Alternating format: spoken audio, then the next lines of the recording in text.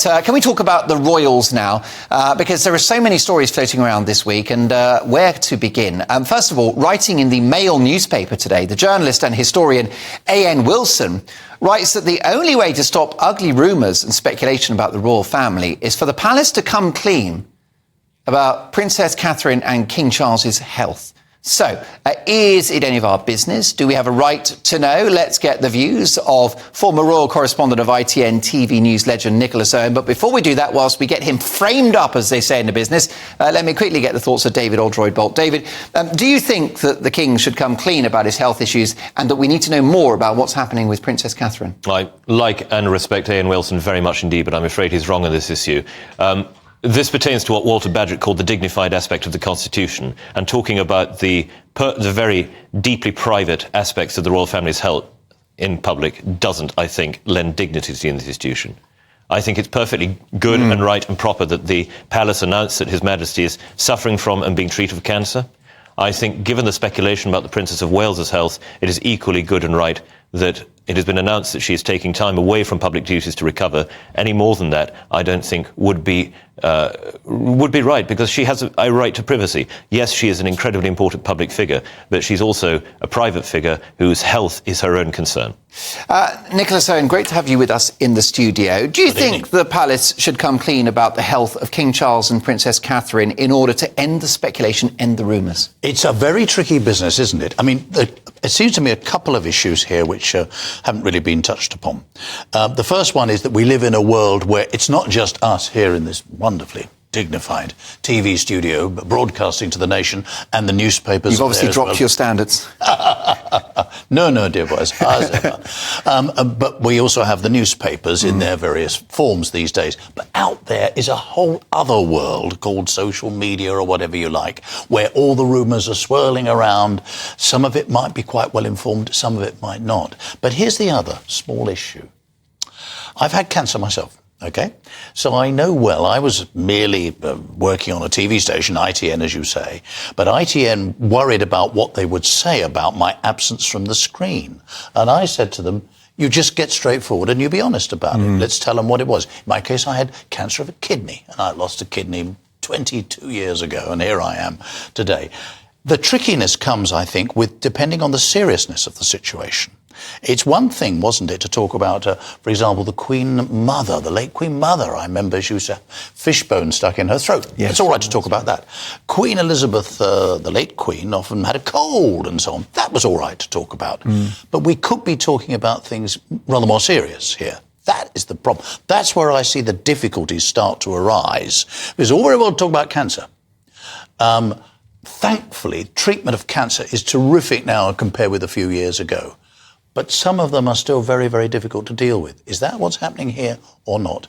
That's where I see the difficulty. I don't entirely agree about Owen Wilson. When I say I don't agree with our friend here, I don't agree with you.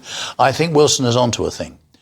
Perhaps openness is the only way. Otherwise, you are in this sort of half-light of not knowing quite what's happening. Is that a good thing? I think particularly, may I say, when it comes to the King, why not just be open about that? More tricky with the Princess of Wales, of course. She's a lady, and the sort of things that may or may not be going on there. Do we really want to hear about those, even if it is all over the internet? I'm not sure we do. When it comes to the King, my view is we should be told. Because it's a matter of state, isn't it? And it's he's our head of state. Do you think that he opened a can of worms? Did he set a dangerous precedent by being so detailed originally with the cancer diagnosis? He was far more overt than his mother ever would have been. Yes, he was. I mean, let's remember how this started. I mean, he went in because it was something to do with the prostate, and that was made very clear. Which sounded more innocuous. Well, I don't know about that. Prostate cancer, I mean, it's dealable with, yes, but it's a pretty tricky old thing, you know. Anyway, so he went for the prostate, and everyone said, oh, prostate cancer, there's so much of that about among men of a certain generation. I'm only 18 months older than him, so I'm very aware we're all in that sort of zone. That was OK. But then it was discovered the prostate was merely enlarged. We did hear about that. I mean, that's quite a personal thing, isn't it? But that was dealt with. In the course of that, cancer was discovered. Now, what cancer is that? I don't think we're being prurient. I don't think we're being too ridiculous about this. when I say that I think perhaps it'd be better if we just were told, and we could all be grown up about it and say, Sir, Your Majesty, off you go. Very, very best of luck. Out and about. I mean, he's not vanished, has he, at all? No, he hasn't. He's doing terribly well. I personally think if it was a really serious cancer, something to be horribly worried about, we wouldn't be seeing him around. Can I offer that slight thought? I think you're right, and I think you're right to make a distinction between Princess Catherine, the Princess of Wales, and the King, our head of state. And I think that I'd agree with you that it's a matter of national importance to know about the King's health, given his constitutional role and the figurehead that he is. And we wish both of them a speedy recovery. Of course we do. Of course. Meanwhile, I need you to put your detective hat on, because how would you explain Prince William's last-minute withdrawal from the memorial service for the late King Constantine of Greece? I think I can be a detective, or I can make some guesses, can't I? I can't be a detective because I just don't know, and who does apart from... Were you surprised by the manner of the announcement and the timing? Oh yes, absolutely surprising, considering he was going to read the principal lesson, wasn't it, at King Constantine's funeral and so on. I mean, that was a major event, and it was broadcast everywhere that he would be doing so. To withdraw at the last moment, there can only be one reason. It's obviously, they said personal matter, didn't they? Something got him diving back home. We can't possibly know what that was, can we? I'm not sure it serves any great purpose being told exactly what it was. Perhaps, let's be honest, perhaps his wife just said, look, I'm really feeling pretty awful this morning. I really want you here right now. Do you think which wives are entitled to do? Well, do you think we'll do that sort of thing? You know how the palace works with its the drip of information and their management of the news agenda. Do you think we'll ever find out why he was absent? Yes.